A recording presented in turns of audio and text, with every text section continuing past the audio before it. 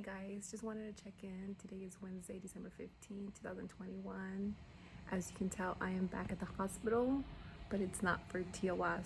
I actually had some crazy stuff happen. So Monday, I started feeling some constipation, being bloated and gas. I'm not able to release gas, and so I thought it was just normal side effects from the pain meds. So I decided probably like around 7 o'clock on Monday to stop taking the meds and see if I would get some relief. I did not have a bowel movement. The last time I had a bowel movement was Sunday. And so then Tuesday morning I woke up around like 2 a.m. with hiccups, and then my stomach very hard, bloated, and I couldn't even move my legs. So my mom has been staying with me and she's been helping me. She had to move my legs for me. It was basically dead weight, just trying to even sit up, try to walk, go to the restroom. I was miserable, pain on my legs, stomach. It felt like I had a ton of gas and horrible cramps. So I went to the restroom trying to see if I could do a bowel movement. Nothing happened. So I reached out to the vascular doctor, told me that it's typical to have constipation and not able to release gas because of the pain meds. So he gave me some like at-home remedies, over-the-counter stuff like Miralax, prune juice, the prunes, some teas, and then also like gas X and stuff. So I tried that and gave it a couple of hours to see if it felt better. I didn't. Around noon on Tuesday, it got worse. I wasn't even able to eat anything. I had half a piece of toast, and I felt miserable. I felt tired, excessive like bloating.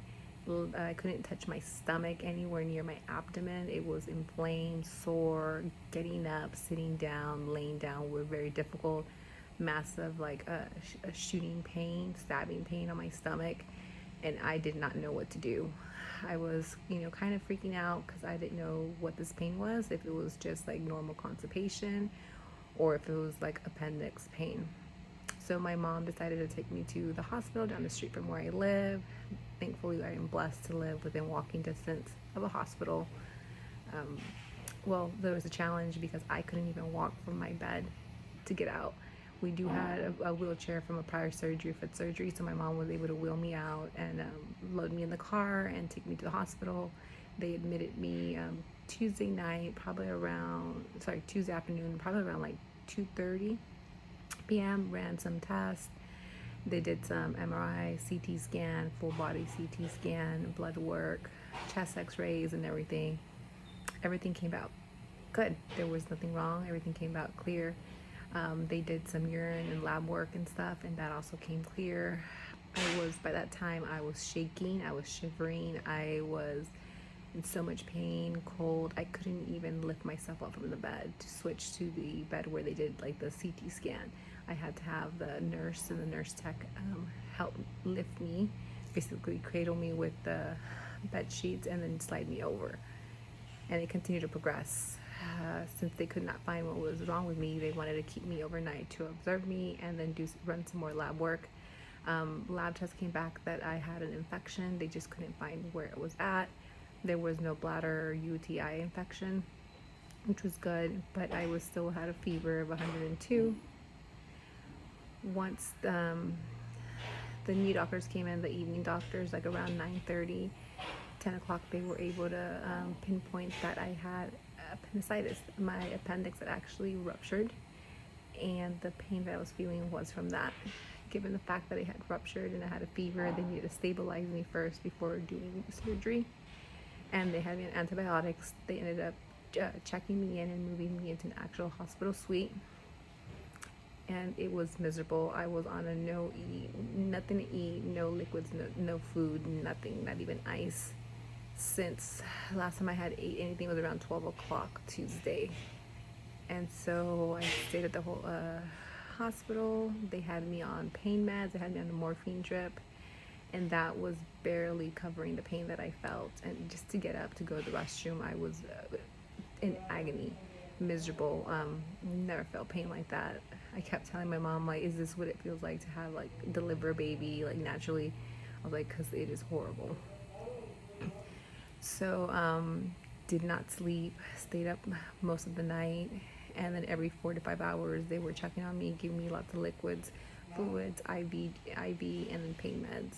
Around 7 a.m. the in-house surgeon came in and explained to me what was going on. She said that they confirmed that my appendix had ruptured and that there was a ton of liquid in my abdomen, and that given the severity of how it was, that they needed to operate as soon as possible. And she gave me 3 scenarios where, one, they could just do a regular appendix removal and clean up the abscess around there, the liquid. Second was that they would not be able to remove the appendix based on the small intestine being so inflamed, so they would just try to clean up as much and put a drain. And third would be, worst case scenario, is that I would have to they would remove the appendix, but if my part of my small intestines was very inflamed, that they would have to cut off a part of it, staple it, and then also remove all the liquid. And so that recovery was a little more lengthy and stuff. So that was the information on that.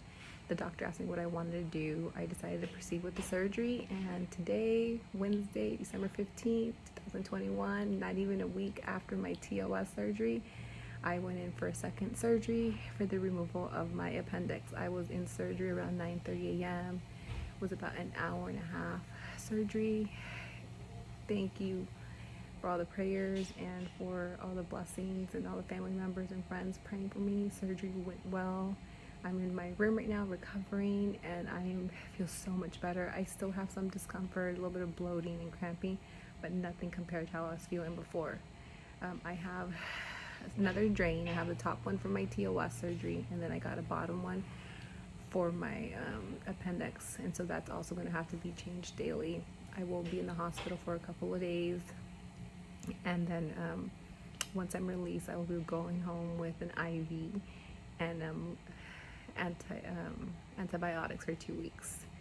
So with that being said, it kind of put a damper on my venogram with the vascular doctor. So vascular doctor is having me put a hold on that until we get the appendix thing resolved. So the venogram and angioplasty will probably not take place for another 2 weeks. So maybe end of December or first week of January 2022. Well, you guys, I will fill y'all in later. I am very tired. Gonna try to eat some liquids right now, and hope y'all have a good Wednesday. Bye.